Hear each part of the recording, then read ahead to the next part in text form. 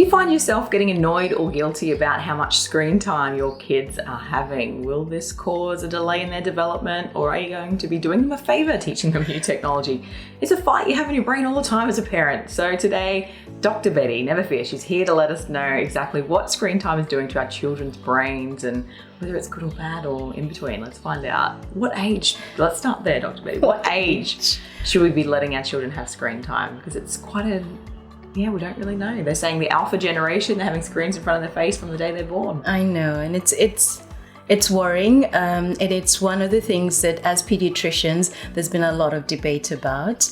Unfortunately, the evidence isn't quite so clear. It's not as clear-cut as we would like to see it. We do know that yes, screen time can be detrimental to kids for their development. We want children to have, especially young children under 2s, the way they learn is by playing, moving, touching, and discovering their environment and interacting with other people. And that's really hard to do when you're doing it on a screen. However, not all screen time is created equal. So there is some evidence that shows interactive play with games where the children are actually discovering, opening things and learning about, for example, alphabets, numbers, colors is useful. So it's not necessarily that all screen time is bad. However, there are national guidelines, the Australian national guidelines, and which are very similar to the American pediatric guidelines, and the WHO guidelines would recommend that children under 2 should not have any screen time at all. Now, practically, this is really hard to enforce, especially in families where there may be older children there, and when parents ourselves we're using screens all the time. So it's very hard to recommend that toddlers have no screen time at all. But those are the recommendations that we have currently. No screen time at all for toddlers under 2. For 2 to 5, it's up to 1 hour a day is the maximum. And then from children from 5 to 17, up to 2 hours a day. Now we know, especially recently, with children doing a lot more work from home and learning from home, that they've had to access devices for their schoolwork and for learning. And how much can we judge? Because there will be some of that's due to their schoolwork, and then some of it will be for leisure activities. So it becomes a little bit more murky.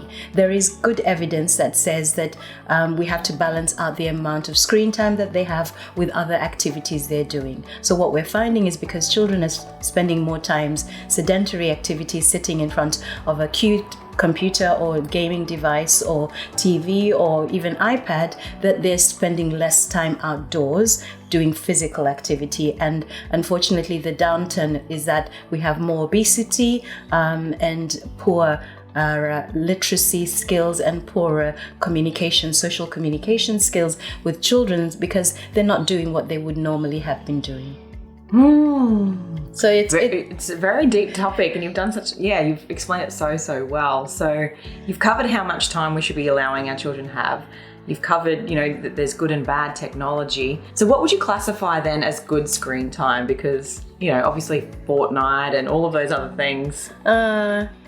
Maybe questionable, but good screen time for me would be interactive time. So FaceTiming with your grandparents or talking to loved ones who are far away, that's a really good use. And that means that children, even young children, can have access to other generations and family who are not closer to them. Interactive time, so reading a storybook or reading an interactive playbook with your kids as part of your bedtime or as part of playtime might be something that would be useful.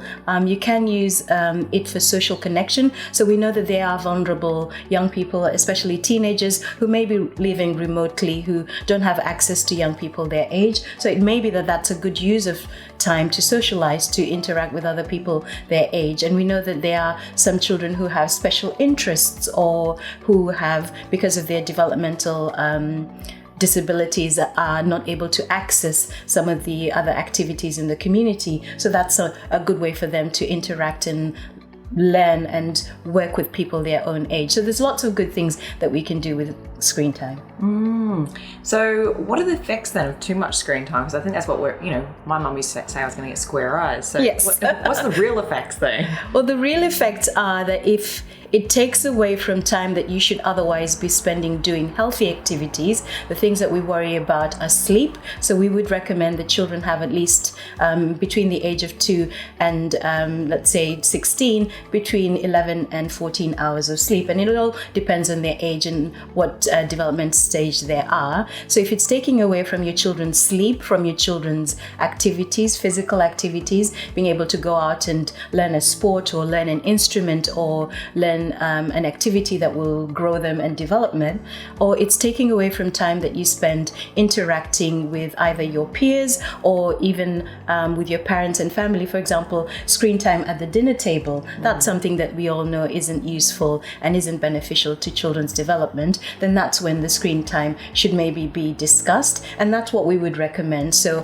what the UK have done and other countries have done is, rather than put up national limits, which are hard to enforce and really hard for practical day-to-day life, have that conversation with your teenagers or young people or even children, and start from early on about what's healthy screen time and what's not healthy, and also as parents model that behavior. So if mom and dad are sitting at the dining room table with their devices on, then that sends the wrong message, obviously. So we have to learn how to put our screens down in order to teach our kids, and that's what we need to do, have that conversation and then model good behavior.